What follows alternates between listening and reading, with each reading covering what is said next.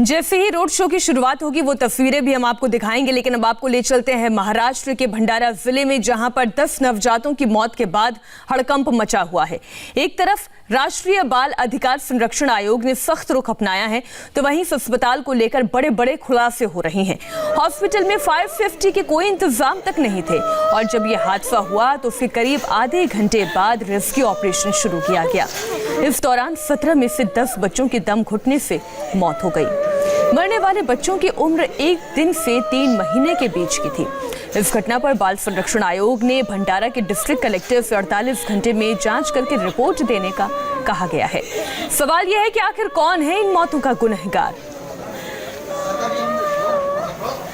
भंडारा में जो दुर्घटना घटी है ये बहुत ही दुर्दैवी घटना है।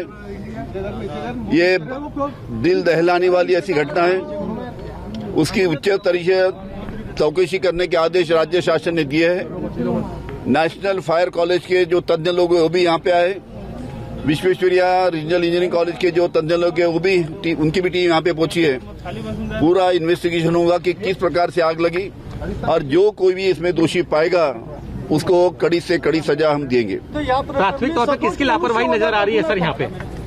वही बोला, इन्वेस्टिगेशन में किसकी लापरवाही है, सभी बातें आगे आएंगी और वो हिसाब से कार्रवाई करेंगे।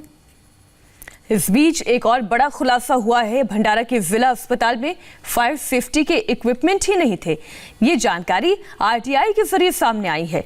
साल 2018 में जब अस्पताल प्रशासन से फायर सेफ्टी को लेकर सवाल पूछा गया था, इसके बाद अस्पताल से जवाब आया था कि वहां पर फायर सेफ्टी है ही नहीं, जिसके बाद अस्पताल में 5 फायर यूनिट लगाने का प्रपोजल तैयार किया गया।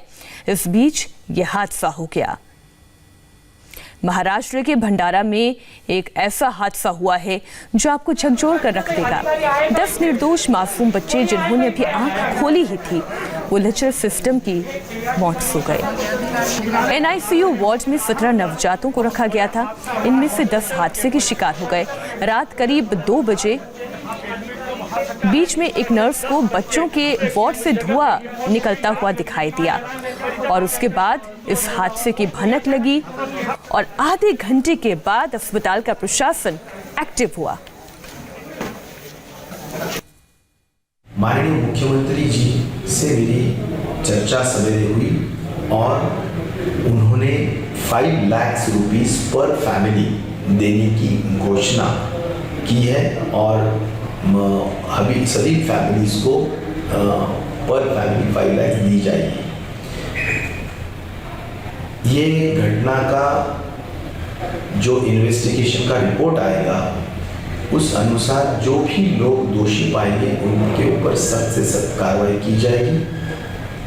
कोई लापरवाही हुई है तो उसके बारे में भी पूरी तहकीकात और जानकारी दी जाएगी और आइंदा ऐसी घटना न घटे, इसीलिए जो भी प्रावधान है, जो भी प्रिकॉशंस लेने की ज़रूरत है वो ज़रूर प्रिकॉशंस लिए जाएंगे। जिस प्रकार की घटना हुई है वो बहुत ही वेदनादायी और शर्मनाक इस प्रकार की घटना है।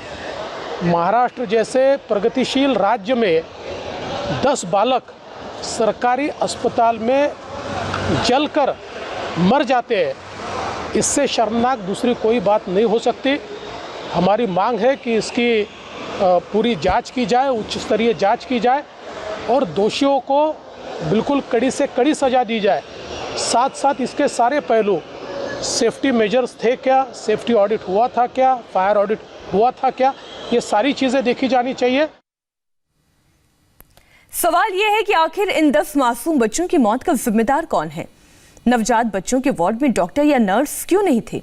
फायर फाइटिंग सिस्टम ने काम नहीं किया क्योंकि फायर फाइटिंग सिस्टम था ही नहीं।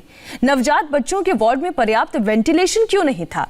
जिला प्रशासन को बताने में देरी क्यों की गई? अस्पताल प्रशासन ने फौरन एक्शन क्यों नहीं लिया?